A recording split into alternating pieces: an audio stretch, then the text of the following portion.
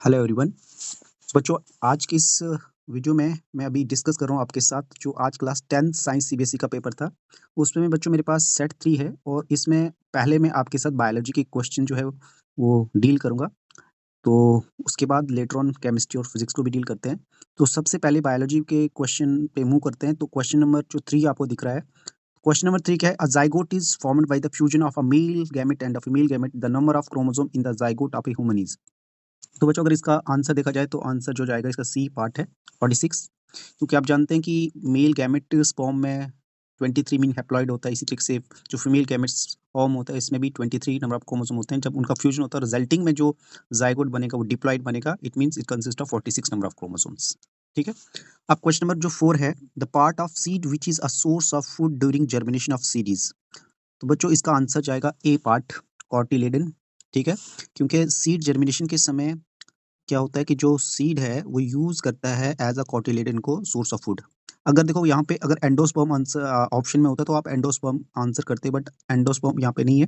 तो मोस्टली जिन सीड्स में एंडोस्पर्म एब्सेंट होता है उस केस में cotyledon as a main source of food होता है during the germination of seed. ठीक है। तो ये आपका आंसर जाएगा ए पार्ट। उसके बाद अगर हम बात करें नेक्स्ट क्वेश्चन की, बायोलॉजी की, तो बायोलॉजी में आपका जो नेक्स्ट है वो है the part of a flower which attract insect for pollination is are. तो इसका आंसर जाएगा बच्चों पेटल्स। सी है इसका आंसर, क्योंकि पेटल जो होते हैं वो ब्राइटली कलर्ड होते हैं जो इंसेक्ट को अट्रैक्ट करते हैं पॉलिनेशन के लिए। So answer of this question is C. Okay. Next जो है बायोलॉजी का क्वेश्चन आपके पास, question number 9। In human beings when the process of digestion is completed the proteins, carbohydrate and third fatty acids are respectively finally converted into. तो आपको पता है जब प्रोटीन का डाइजेशन कंप्लीट होता है तो वो अमाइनो एसिड में चेंज होता है। ठीक है। अब यहाँ पे अमाइनो एसिड दो जगह दिया हुआ है, तो पहला तो ए भी हो सकता है, बी भी हो सकता है। उसके बाद कार्बोहाइड्रेट का जो सिंपल फॉर्म होता है वो ग्लूकोज होता है, यहाँ पे भी ग्लूकोज दिया हुआ है। लेकिन फैट्स का जो होगा वो फैटी एसिड एंड ग्लिसरॉल होगा। इसका मतलब है option number B is the right answer of this question. तो क्वेश्चन नंबर 9 का जो आंसर जाएगा वो जाएगा आपका बी पार्ट। ठीक है। इसके अलावा अगर प्लांट हार्मोन्स से क्वेश्चन पूछा गया, क्वेश्चन नंबर 11 की बात करें तो क्वेश्चन नंबर 11 क्या पूछा गया? Plant growth inhibitor hormone which cause wilting of leaves is called. इसका आंसर जाएगा एब्सिसिक एसिड। ठीक है। ये एक प्लांट ग्रोथ इनहिबिटर हार्मोन है। ठीक है। रिमेनिंग आपको जितने भी चाहे ऑक्सिन दिख रहा है, साइटोकाइनिन दिख रहा है, जिबेलिन दिख रहा है, ये सारे के सारे प्लांट ग्रोथ प्रमोटर हैं। इसमें एक एब्सिसिक एसिड है जो आपका प्लांट ग्रोथ इनहिबिटर है। तो इसका आंसर जाएगा सी पार्ट। क्वेश्चन नंबर 12 ही बायोलॉजी का है और इसमें पूछा है some wastage are given below. Garden waste है, ball point pen refill, empty medicine bottles made of glass, peels of fruits and vegetables, old cotton shot. तो आपको इसमें बताना है the non biodegradable waste among these are. इनमें से कौन से ऐसे हैं जो आपके नॉन बायोडिग्रेडेबल वेस्ट हैं? तो देखो इससे तो क्लियर, ये तो इजी क्वेश्चन था क्योंकि ऑप्शन नंबर फर्स्ट अगर आप गार्डन वेस्ट जो है तो ये तो एक आपका बायोडिग्रेडेबल है। तो जहाँ पे आपको फर्स्ट देखना है तो बस उसको एलिमिनेट कर लो। देखो ऑप्शन नंबर में फर्स्ट में आपको वन दिखा है तो ये आपका बायोडिग्रेडेबल तो ये तो हो ही नहीं सकता। उसके अलावा आपको अगर जहाँ पे भी वन दिख रहा है तो उसको एलिमिनेट कर लो क्योंकि वन तो हो ही नहीं सकता। तो लास्ट सी डी में भी आपको गार्डन वेस्ट दिख रहा है क्योंकि ये बायोडिग्रेडेबल है। तो आंसर आपका सी जाएगा। सी में सेकंड और थर्ड आंसर जाएगा क्योंकि जो आपका सेकंड है वो है बॉल पॉइंट पेन रिफिल और थर्ड जो है empty medicine bottle made of glass. These are the non biodegradable waste. तो आंसर इसका बच्चों बी आंसर जाएगा। नेक्स्ट में बायोलॉजी की क्वेश्चन की बात करें तो यहाँ पे आपके पास सर्च रीजन में अगर देखा जाए तो पहला जो है क्वेश्चन नंबर 17 की बात करें तो क्वेश्चन नंबर 17 पूछा गया था oxygen is essential for all aerobic form of life. तो ये असर्शन तो ठीक है। रीजन की बात करें free oxygen atom combine with molecular oxygen to form ozone. हाँ, जब फ्री एटम ऑक्सीजन का O प्लस O2 कंबाइन करके वो ओजोन का फॉर्मेशन करते हैं तो ये भी ठीक है। इसका मतलब है असर्शन भी ठीक है, रीजन भी ठीक है, बट जो आपका एक्सप्लेनेशन है वो गलत है। इसका मतलब हम बता सकते हैं both A and R true but reason is the not correct explanation of A. इसका बी आंसर चले जाएगा। इसी तरीके से आप देखोगे क्वेश्चन नंबर बायोलॉजी का नेक्स्ट जो है वो है आपका बच्चों क्वेश्चन नंबर 20।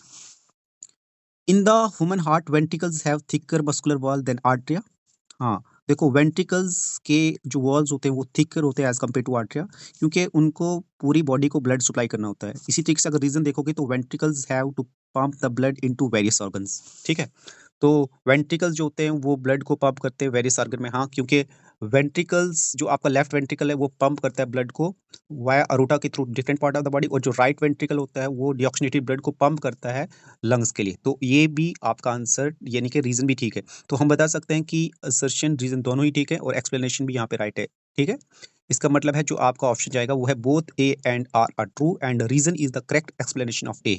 ठीक है, उसके बाद नेक्स्ट क्वेश्चन की बात करें अगर बायोलॉजी की, तो मैं क्वेश्चन नंबर सेक्शन बी में क्वेश्चन नंबर जो 21 था वो भी बायोलॉजी का था।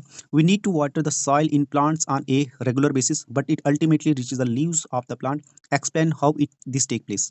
तो बच्चों इसलिए आपको पता है कि अगर पानी जो है वाटर जो है अगर प्लांट के लीव्स तक पहुंच रहा है तो उसके लिए यहाँ पे स्पेशल टिश्यू होते हैं, कंडक्टिंग टिश्यू होते हैं जिन्हें हम जाइलम बताते हैं, क्योंकि जो जाइलम है ये आपका कंडक्शन कराता है वाटर एंड मिनरल्स का from soil to the different part of the plant. ठीक है, अगर यहाँ पे अगर फूड पूछा होता तो आप उसका आंसर फ्लोएम करते। इसी तरीके से इसका आर में बट आपको एक और क्वेश्चन दिया गया है, name the type of nutrition exhibited by amoeba. Amoeba में हेट्रोट्रोपिक मोड ऑफ न्यूट्रिशन होती है और अमीबा में ही अगर हेट्रोट्रोपिक में देखा जाए तो ये आपका जैसे ह्यूमन बींग्स कौन सी वाली मोड ऑफ न्यूट्रिशन शो करते हैं। सो जैसे आप different type of hetero mode of nutrition पढ़ते हैं तो जिसमें आपका एक सेप्रोजोइक आता है, एक होलोजोइक आता है, एक फेरेस्टिक आता है, तो अमीबा भी आपका कौन सा holozoic mode of nutrition show करता है। Explain how food is taken in, और फूड जो अमीबा अपनी बॉडी में लेता है विद हेल्प ऑफ सीडोपोडिया से and digested by this organism, और फर्दर जाके बॉडी के अंदर जब इंगल्फ हो जाता है आपका सॉलिड फूड, उसकी डाइजेशन वहाँ पे वेरियस एंजाइम से करवाई जाती है। ठीक है, तो ये भी क्वेश्चन बहुत ज़्यादा इजी था। नेक्स्ट पे अगर बायोलॉजी की क्वेश्चन की बात करें तो आपके पास क्वेश्चन नंबर 24 है, explain how equal genetic contributions of male and female parents is ensured in the progeny.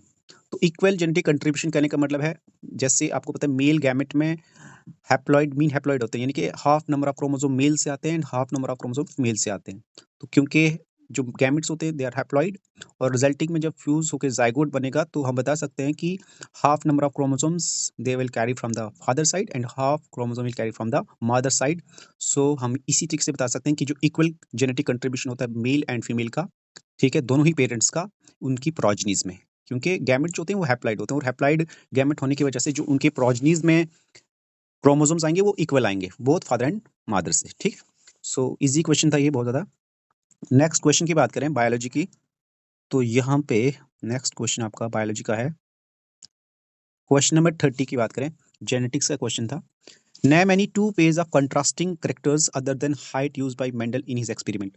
तो वो जो आपने पढ़ के रखा होगा कि मेंडल्स ने जब पाइसम सटाइवम पे स्टडी की थी तो उसने 7 करेक्टर की स्टडी की थी, जिसमें एक जो स्टेम हाइट है, तो आप बट उस स्टेम हाइट को छोड़ के आपने 2 पेयर ऑफ कंट्रास्टिंग ट्रेड के करेक्टर को मेंशन करना था, तो आप सीड कलर या सीड शेप मेंशन कर सकते हैं, पॉड कलर पॉड शेप की बात कर सकते थे। जो 7 यानी कि हाइट को छोड़ के जो अदर जो 6 करेक्टर हैं उनमें से किसी 2 करेक्टर को आपने मेंशन करना था। ठीक है, इसमें आप मान के चलें आप सीड कलर लिख सकते थे, सीड का शेप लिख सकते थे, पॉड का कलर लिख सकते थे, है ना, पॉड शेप लिख सकते थे। तो इसका आंसर एक्चुअली में ये है। अब बी की बात करें, on crossing a tall and a short P plant, यानी कि मोनोहाइब्रिड क्रॉस का है question, Mendel obtain F1 generation in which all P plant were toll. ठीक है, आपने देखा कि जब आप टॉल और शॉर्ट को क्रॉस कराते हो तो F1 जनरेशन में आपके पास सारे के सारे टॉल पी प्लांट्स मिलते हैं। ठीक है, टॉल पी प्लांट्स मिलते हैं। अब इसमें क्या था, are these plant exactly the same as tall plant of the parent generation, right their gene combination. But तो ऐसा नहीं होता है, क्योंकि बच्चों आपको पता है कि जब आप कैपिटल टी का क्रॉस स्मॉल टी के साथ कराते हो तो उनका जो F1 में जनरेशन का जो रेशो वो आता है, जीन कॉम्बिनेशन वो आता है capital T and small T. तो ऐसा नहीं होता कि एग्जैक्टली सेम एज टॉल, बेशक ये भी देखो ये भी टॉल प्लांट है, ये वाला भी टॉल प्लांट है। ठीक है, बट अगर देखा जाए तो इनका जो जीन का कॉम्बिनेशन है वो अलग है, क्योंकि यहाँ पे ये हेट्रोजाइगस है, ये होमोजाइगस है। तो इसलिए आपको इसको अच्छे से देखना था, are this plant exactly the same as tall plant, no, क्योंकि उनका जो जीन कॉम्बिनेशन है वो अलग है, एक का कैपिटल टी स्मॉल टी आ जाता है। ठीक है, लेकिन जो पेरेंट्स थे वो प्योर होमोजाइगस थे। इसमें जो सेकंड पूछा है, give the percentage of short plants obtain in F2 generation when F1 plants are selfed. तो आपको पता है कि जब आप F1 की सेल्फिंग करते हो, यानी कि कैपिटल टी स्मॉल टी की जब आप सेल्फिंग करते हो तो सेल्फिंग करने से आपके पास कुछ ये आ जाते हैं, कैपिटल टी स्मॉल टी और स्मॉल टी और स्मॉल टी।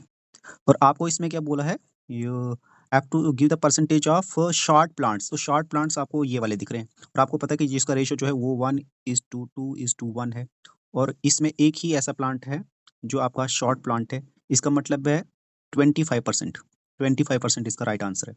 ठीक है। इसके अलावा अगर आप क्वेश्चन नंबर 30 का थर्ड देखोगे, in what ratio would you find that T and capital T and capital T small T in F2 generation. तो अगर आप देखोगे capital T is to capital T small T का रेशियो, तो अभी मैंने बताया कि रेशियो जो होता है वो 1:2:1 का होता है। अब इसमें इन्होंने कैपिटल टी स्मॉल टी का आपको पूछ के रखा है। तो आपको पता है कैपिटल टी आपके पास 1 आ जाता है और कैपिटल टी स्मॉल टी वाले 2 आ जाते हैं, क्योंकि जो ये 1 है ये आपका तो स्मॉल टी तो इसका तो पूछा नहीं था आपको। तो आपका जो आंसर जाएगा दैट इज द 1:2 आंसर, इसका जो रेशियो आएगा 1:2। ओके। अब ये आपका 3 मार्क्स का क्वेश्चन था, सिंपल क्वेश्चन था, बार बार इस पर प्रैक्टिस हुई है। नेक्स्ट में क्वेश्चन नंबर 32 ही बायोलॉजी का है। Explain with the help of label diagram the process of reproduction in hydra. आपको जो है रिप्रोडक्शन इन हाइड्रा की बतानी थी, ठीक है ना। With the help of diagram बताया है। Name the cells used for reproduction in this process. बच्चों ये बहुत ज़्यादा इजी क्वेश्चन था। इसमें आपको क्या बताना था कि आपने हाइड्रा के केस में बडिंग का जो है ए सेक्सुअल मोड ऑफ रिप्रोडक्शन पढ़ा होगा। तो ए सेक्सुअल मोड ऑफ रिप्रोडक्शन से ये आपका क्वेश्चन था, ठीक है। और नेम द सोमैटिक सेल्स, क्योंकि बॉडी सेल्स यहाँ पे इन्वॉल्व होते हैं, तो आप इनका सोमैटिक सेल आंसर लिख सकते थे, ठीक है ना। एक्सप्लेन विद हेल्प, बट आपको साथ साथ में बच्चों इसकी डायग्राम्स को भी बनाना था। तो डायग्राम आपको हाइड्रा की बडिंग की बनानी थी। वैसे जो है आपको पता है कि जब हम रिप्रोडक्शन को डील करते हैं तो रिप्रोडक्शन के केस में आपको और भी डिफरेंट ऑर्गेनिज्म जो हैं वो बडिंग के प्रोसेस से रिप्रोड्यूस करते हैं। इसके अलावा नेक्स्ट क्वेश्चन की बात करें इसी का, बट आर में दिया हुआ है तो नीचे वाला क्वेश्चन भी था। List 2 rules of each of the following in human reproductive system. तो आपको इसमें पूछा था कि आपको seminal vesicles and prostate gland के 2 रूल्स बताने थे। और इसके अलावा आपको यहाँ पे जिसमें आपको seminal vesicle and prostate gland, oviduct and testis. तो बच्चों सेमिनल वेसिकल्स और जो आपका प्रोस्टेट ग्लैंड है, these are the accessory glands of the male reproductive system. अगर आप सेमिनल वेसिकल की बात करें तो सेमिनल वेसिकल जो है it secretes mucus and a watery alkaline fluid which contain the nutrient like fructose, and each seminal vesicle release its content into the ejaculated duct during ejaculation। ejaculation के समय क्या होता है कि जो आपका सेमिनल वेसिकल होता है वो अपनी कंटेंट को रिलीज करता है एजिकुलेटेड डक्ट में। प्रोस्टेट ग्लैंड का फंक्शन लिख लेता है, ये भी म्यूकस सीक्रेट करता है, वो भी एल्कलाइन इन नेचर होता है और ये भी सीक्रेट करता है ड्यूरिंग द एजिकुलेशन। इसके अलावा आपको ओविडक्ट यानी कि फैलोपियन ट्यूब का, तो it is the site of fertilisation, क्योंकि ओविडक्ट में साइट ऑफ फर्टिलाइजेशन है। और साथ साथ में ये ट्रांसपोर्ट करता है ओम को कहाँ की तरफ, यूट्रस की तरफ, या जब फर्टिलाइजेशन हो जाती है, फर्टिलाइजेशन के बाद जो जाइगोट ओविडक्ट में बनता है तो उसको ट्रांसपोर्ट करता है इनटू द यूट्रस की तरफ, ठीक है। इसी तरीके से टेस्टिस के भी 2 फंक्शन मेंशन करने थे। एक तो आपको पता है टेस्टिस का मेन प्राइमरी फंक्शन होता है स्पर्म का फॉर्मेशन करना, और जो सेकंड फंक्शन होता है टेस्टिस का that is the release and the secretion of male sex hormone that is the testosterone. तो ये क्वेश्चंस भी बहुत इजी था, यानी कि ऑलमोस्ट अगर देखा जाए तो बहुत सारे जितने भी सारे क्वेश्चंस अभी तक देखे गए तो इजी थे। नेक्स्ट क्वेश्चन पे मूव करते हैं। क्वेश्चन नंबर 33 भी आपका बायोलॉजी का था। तो ये सिंपल है, ये इकोलॉजी एंड एनवायरनमेंट का क्वेश्चन है। डिफरेंशिएट करना है biodegradable and non biodegradable waste को। तो biodegradable waste are those wastage which are degraded by the decomposer और we can say the microbes, और जो नॉन बायोडिग्रेडेबल वो डिग्रेड नहीं करते आपके micro organisms. We generate a lot of non biodegradable wastage in your daily life, right any 2 harmful effect. तो इसके बहुत सारे हार्मफुल इफेक्ट्स हैं, आप अपनी लैंग्वेज में इसमें बहुत सारा कुछ लिख सकते थे, easy question. Next section D की बात करें तो सेक्शन डी में बायोलॉजी का जो क्वेश्चन है बच्चों वो है reflex arc, define reflex arc. तो ये आपका कंट्रोल एंड कोऑर्डिनेशन का क्वेश्चन है जिसमें रिफ्लेक्स आर्क के बारे में पूछा गया था, ठीक है। तो बहुत सिंपल क्वेश्चन था। आपको पता है कि एक जब हम रिफ्लेक्स आर्क की बात करते हैं, रिफ्लेक्स आर्क होता है वो पाथवे जो ड्यूरिंग रिफ्लेक्स एक्शन में फॉलो होता है, ठीक है। सिंपल है बिल्कुल। तो आपको यहाँ पे क्या बताना था, रिफ्लेक्स आर्क की डेफिनेशन बतानी थी। और रिफ्लेक्स आर्क की डेफिनेशन के बाद आपको इसमें क्या पूछा गया था, why have reflex arcs evolved in animals, trace the sequence of event which occur when you suddenly touch A heart. तो इसके लिए आपको एक सिंपली रिफ्लेक्स आर्क का डायग्राम बनाना था, जिसमें सबसे पहले आपको रिसेप्टर को शो करना था। रिसेप्टर से फर्दर उस इन्फॉर्मेशन को रिसीव करने के लिए आपके पास सेंसरी न्यूरॉन होते हैं। सेंसरी न्यूरॉन के बाद फिर आपके स्पाइनल कॉर्ड में इंटर न्यूरॉन होते हैं, या जिन्हें हम रिले न्यूरॉन बताते हैं। वहाँ से फर्दर जो इन्फॉर्मेशन आती है वो मोटर न्यूरॉन के थ्रू आती है, एंड फाइनली आपके अफेक्टर ऑर्गन पे आ जाती है, जो आपके मसल्स हो सकते हैं या ग्लैंड हो सकते हैं, तब जाके आपका रेस्पॉन्स मिलता है। तो ये एक आपको एक पाथवे बताना था, ठीक है। जब आप मान के चलो आपने रिसेप्टर जो है आपके जो फिंगर्स को जब टच करे, अब मान के चलो हीट से जब आपके फिंगर पे जब आती है वो इन्फॉर्मेशन, तो उसको हम स्टिमुलस बताते हैं। तो उसके बाद फर्दर उस इन्फॉर्मेशन को रिसीव जो होता है वो कौन करता है? सेंसरी न्यूरॉन्स, ठीक है? तो यही आंसर लिखना था आपने। इसमें जो बी पार्ट दिया था, name the part of nervous system which help in the communication between the central nervous system and the other part. तो इसका आंसर आएगा peripheral nervous system. What are the two component of this system? तो अब अगर peripheral nervous system की बात करें तो इसमें आपके ऑटोनॉमिक और ऑटोनॉमिक नर्वस सिस्टम भी आ जाता है। और ऑटोनॉमिक के साथ-साथ आपका, क्योंकि ऑटोनॉमिक की बात करें तो इसकी भी फर्दर आप सिम्पैथेटिक और पैरासिम्पैथेटिक नर्वस सिस्टम की बात कर सकते हो, ठीक है? तो बट यहाँ पे जो क्वेश्चन पूछा गया था, आपको पूछा गया था कि पेरिफेरल नर्वस सिस्टम, तो एक ऑटोनॉमिक नर्वस सिस्टम होगा और दूसरा आप लिख सकते थे इसमें पेरी वॉलंटरी नर्वस सिस्टम। और ऑटोनॉमिक नर्वस सिस्टम में आप इसका आंसर कर सकते थे सिम्पैथेटिक नर्वस सिस्टम और पैरासिम्पैथेटिक नर्वस सिस्टम। ये क्वेश्चन भी इजी था। इसके अलावा and other part of the what are the two common, हाँ, यही क्वेश्चन है। उसके अलावा इसी के आर में जो क्वेश्चन पूछा गया था वो था आपका प्लांट्स से पूछा गया था। लीव्स ऑफ छुई मुई, यानी कि टच मी नॉट प्लांट की बात हो रही है, ठीक है? तो आपने इसमें क्या करना था कि plant begin to fold off and drop in the response to stimulus, यानी कि जब भी प्लांट को बाहर से स्टिमुलस मिलता है तो वो अपने जो लीफ है वो fold up and drop in कर लेता है किसी स्टिमुलस के। Name the stimulus and write the cause for such rapid movement. Is there any growth involve in this movement? तो सिंपल है बच्चों, आपको यहाँ पे जो स्टिमुलस है, तो स्टिमुलस इस केस में आपका टच आ जाएगा। Right the cause for such a rapid movement, तो इसका थोड़ा सा एक्सप्लेनेशन करना था आपको, क्योंकि इसमें आपने डिटेल में जो थिग्मोनॉस्टी को एक्चुअली में एक्सप्लेन करना था। क्योंकि आप जानते हैं कि थिग्मोनास्टी क्या होता है? जब जैसे आप टच मी नॉट, या जिसको हम सिंपली छुई मुई प्लांट बताते हैं, ये रिस्पॉन्स करता है टच स्टिमुलस को। तो उसके लिए हम एक टर्म यूज़ करते हैं, जिसके लिए हम टर्म यूज़ करते हैं थिग्मोनास्टी। क्या बताएंगे? थिग्मोनास्टी। अब इसमें क्या बताया कि name the stimulus and write the cause for such rapid movement.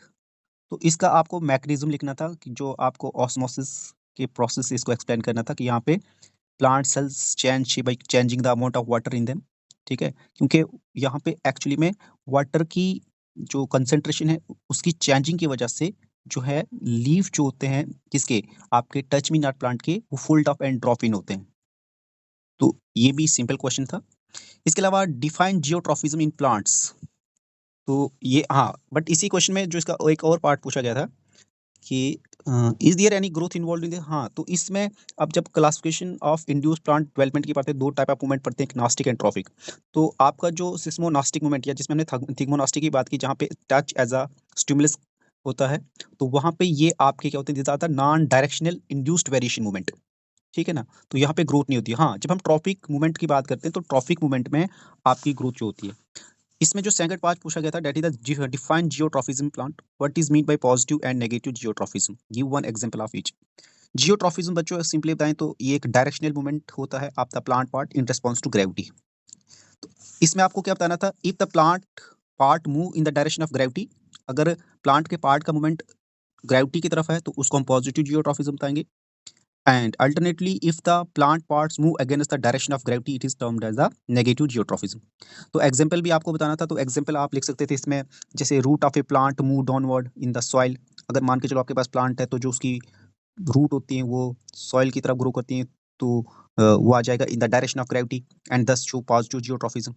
और जो स्टेम या shoot of a plant show movement करेगा against the direction of gravity, तो जब ये against the direction of gravity show करेगा तो उसके लिए हम बताएंगे कि ये नेगेटिव जियोट्रॉफिज्म शो करता है। तो ये क्वेश्चन भी इजी था। इसके अलावा नेक्स्ट में अगर हम बात करें तो ये सारे के सारे बायोलॉजी के क्वेश्चन थे।